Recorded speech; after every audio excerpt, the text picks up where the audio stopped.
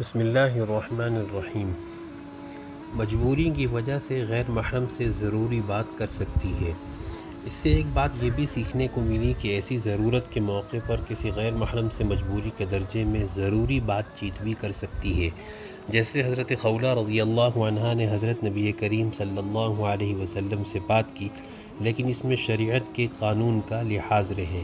اللہ تعالیٰ قرآن کریم میں فرماتے ہیں، یا نساء النبی لستن کاحد من النساء ان اتقیتن فلا تخضعن بالقول فیطمع الذی فی قلبہ مرض وقلن قولا معروفا۔ اے نبی کی عورتوں، تم عام عورتوں کی طرح نہیں ہو۔ نوٹ: آیت میں جو حکم ہے وہ تمام مسلمان عورتوں کے لیے عام ہے، لیکن امہات المؤمنین کو اس حکم پر خصوصی اہتمام کے ساتھ عمل کرنا ہے۔ اگر تم اللہ سے ڈرتی ہو، امہات المؤمنین میں تقوی کا ہونا یہ ایک ظاہری بات ہے، لیکن یہ یاد دہانی کرانی ہے کہ تمہاری فضیلت کی بنیاد تقوی ہے، جس کا ہمیشہ لحاظ رہے۔ تو تم نزاکت یعنی لچک کے ساتھ بات نہ کیا کرو، سو اس کی وجہ سے جس کے دل میں روگ ہوتا ہے۔ منافقوں کے دلوں کے اندر ناپاک شہوت ہوتی ہی تھی، لیکن اگر کوئی مخلص ایمان والے کا دل حرام شہوت کی طرف مائل ہوا تو وہ بھی نفاق کا ایک شعبہ ہے اور دل کا ایک گناہ ہے۔ وہ لالچ کرنے لگے گا اور بھلائی والی باتیں تم کہا کرو، یعنی ایسی پھیکی بات جس میں نرمی نہ ہو، نزاکت نہ ہو۔ چونکہ نزاکت والی بات سے سننے والے کے دل میں غلط شہوت پیدا ہوتی ہے، اس لیے عفت اور پاک دامنی کے قانون کے مطابق اکھڑے ہوئے انداز میں بات کریں۔ یعنی کسی بھی عورت کو، کسی بھی لڑکی کو جب کسی غیر محرم سے، کسی اجنبی سے بات کرنے کی نوبت پیش آئے تو اکھڑے ہوئے انداز میں بات کرنی چاہیے، تاکہ سامنے والے کے دل میں کوئی گندی لالچ پیدا نہ ہو۔ ظاہر بات ہے کہ ایسی نزاکت والی نرم بات امہات المؤمنین کر ہی نہیں سکتی۔ امہات المؤمنین کو سنا کر امت کی عام عورتوں کو خاص تاکید کرنی مقصود ہے۔ اس لیے عورت کی آواز میں جو ایک عام فطری طبعی نرمی اور مٹھاس ہوتی ہے، ایسے لہجے سے اجنبی مردوں کے سامنے ہرگز نہ بولیں، لیکن اتنا ضرور لحاظ رکھیں کہ سامنے والے کو اذیت اور تکلیف پہنچے۔ اس انداز سے بھی کوئی عورت کسی مرد سے بات نہ کرے، یہ بد اخلاقی ہے۔ نیز ضرورت سے زیادہ بات نہ کرے، صرف کام کی مقدار میں بات کرے۔ جیسے کہ ڈاکٹر کے پاس گئے تو صرف اپنی بیماری کی بات کرے، اس سے زیادہ بات نہ کرے۔ نرم و نازک لہجے میں بات نہ کرے، ذرا اکھڑے ہوئے لہجے میں بات کرے، اس کا بھی خصوصی لحاظ رہنا چاہیے۔ بہتر تو یہ ہے کہ ایسے موقع پر بھی محرم مرد کے ساتھ ہی گھر سے باہر جائے، اور اگر شرعی سفر ہو تو مسئلے کے اعتبار سے بھی محرم کا ہونا ضروری ہے۔ مصیبت کے موقع پر اللہ ہی سے شکایت کرنی چاہیے۔ ایک بات یہ بھی سیکھنے کو ملی، چاہے کوئی بھی تکلیف پیش آئے، دنیا میں کسی اور کو کہنے کے بجائے پہلے اللہ کی بارگاہ میں دعا کرنی چاہیے، اللہ کے دربار میں شکایت کرنی چاہیے۔ یہاں پر بھی وہ عورت حضرت نبی کریم صلی اللہ علیہ وسلم کی خدمت میں آئی اور اللہ کی بارگاہ میں فریاد کر رہی ہے، وَتَشْتَكِي إِلَى اللَّهِ، اللہ کی بارگاہ میں شکایت کر رہی ہے۔ حضرت یعقوب علیہ السلام کا قصہ قرآن میں موجود ہے، قال انما اشکو بثی وحزنی الی اللہ۔ یعقوب علیہ السلام نے کہا، میں اپنے رنج و غم کی فریاد صرف اللہ تعالیٰ ہی کے سامنے کرتا ہوں۔ اس لیے زندگی میں کوئی مصیبت کا موقع آئے تو اللہ سبحانہ و تعالیٰ کی بارگاہ میں عرض کرنا چاہیے۔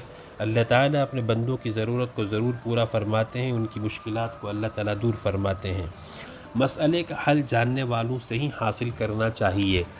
اس واقعے سے ایک بات یہ بھی سیکھنے کو ملی کہ حضرت خولہ رضی اللہ تعالی عنہ اپنے ماں باپ یا اپنے بھائی یا اپنے کسی رشتہ دار کے پاس فریاد کرنے نہیں گئیں، بلکہ سیدھی حضرت نبی کریم صلی اللہ علیہ وسلم کی خدمت میں آئیں۔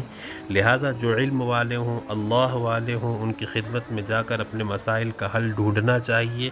قرآن میں بھی ہے، فَاسْأَلُوا أَهْلَ الذِّكْرِ إِن كُنتُمْ لَا تَعْلَمُونَ، اگر تم کو خبر نہیں ہے تو جو علم والے ہیں ان سے پوچھ لو۔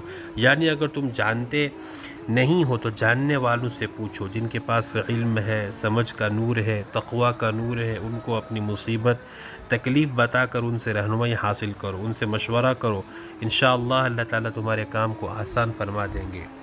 گناہ یا دنیاوی مفاد کے لیے شوہر پر دباؤ ڈالنا مناسب نہیں۔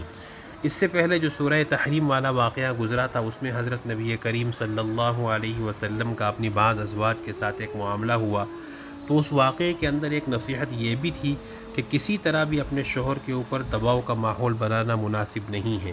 اگر کوئی دین کی بات ہے، شریعت کی بات ہے، اس میں تم اچھے طریقے سے شریعت کی حد میں رہ کر دباؤ ڈالو تو اچھی بات ہے۔ جیسے شوہر کو نمازی بنانے کے لیے، شوہر کو اسلامی طرز پہ داڑھی رکھوانے کے لیے، اسلامی لباس پہنانے کے لیے اچھے انداز سے دباؤ ڈالو تو یہ کسی درجے میں مناسب بھی ہے، لیکن اپنے دنیاوی مطالبے پورے کرنے کے لیے اور شوہر کو شریعت کے خلاف کام کروانے کے لیے دباؤ ڈالنا یہ ہرگز مناسب نہیں ہے۔ شریعت کی جامعیت، سزا میں بھی غریبوں کا فائدہ۔ اللہ تعالیٰ کے احسان مانو کہ اللہ نے ہم کو ایسا دین عطا فرمایا کہ اس کے اندر کفارہ اور سزائیں جو رکھی گئی اس میں بھی غریبوں کا فائدہ ہے۔ جیسے اس قصے میں آپ نے سن لیا کہ حضرت خولہ رضی اللہ عنہا نے اور حضرت نبی کریم صلی اللہ علیہ وسلم نے ایک ایک عرق کھجور سے مدد کی اور غریبوں کو تقسیم کرنے کے لیے فرما دیا۔ اتنا پیارا ہمارا مذہب ہے اور اتنا پیارا ہمارا دین ہے کہ اس میں سزاؤں میں بھی غریب کا فائدہ سامنے رکھا گیا۔ روزے کا کفارہ ہے تو غریب کو کھلاؤ، غریب کو کپڑے پہناؤ۔ زہار کا کفارہ ہے تو غریب کو کھجور تقسیم کرو، اناج تقسیم کرو، کھانا کھلاؤ۔ کتنا پیارا مذہب ہے کہ سزا کی سزا ہے، ساتھ ساتھ میں غریبوں اور مسکینوں کا فائدہ ہے۔ روزے والے کفارے میں نفس کی اصلاح، جہاں روزے آتے ہیں جیسے قسم میں روزے کا بھی حکم ہے، زہار میں بھی پہلے روزے رکھنے کا حکم آیا، تو روزے کے ذریعے اپنے نفس کی اصلاح ہے، اس لیے کہ جب آدمی روزے رکھتا ہے تو نفس کمزور ہوتا ہے، نفس کی شہوت ٹوٹتی ہے۔ اتنا پیارا ہمارا دین ہے کہ سزا اگر روزے کی ہے تو بدن کا فائدہ، اور اگر مال والی سزا ہے تو اس میں غریبوں کا فائدہ۔ غلام اور باندی جس زمانے میں آزاد کیے جاتے تھے، ہو سکتا ہے قیامت سے پہلے ایسا زمانہ پھر سے آ جائے، تو اس کفارے میں دیکھو غلام باندی آزاد ہو رہے ہیں، انسان آزاد ہو رہے ہیں، انسانوں پر رحم ہو رہا ہے۔ کتنا پیارا مذہب ہے۔ اللہ تعالی ہم سب کو مذہب اسلام پر یقین عطا فرمائے اور زندگی کی آخری گھڑی تک ایمان اسلام دین پر قائم فرمائے، اور دنیا اور آخرت میں ایمان والوں میں، اسلام والوں میں اللہ تعالی ہمارا شمار فرمائے، کامل ایمان کامل اسلام والوں میں قیامت کے دن ہمارا حشر و نشر فرمائے۔ اپنے فضل سے اللہ تعالی ہم سب کو جنت الفردوس عطا فرمائے۔ اسی کے ساتھ ہی حضرت خولہ رضی اللہ تعالیٰ عنہ کا یہ زہار والا واقعہ بھی اپنے اختتام کو پہنچا۔ جو کچھ کہا گیا، پڑھا گیا، سنا گیا، اللہ تعالیٰ اس کو اپنی زندگی میں عمل لانے کی ہم سب کو توفیق عطا فرمائے۔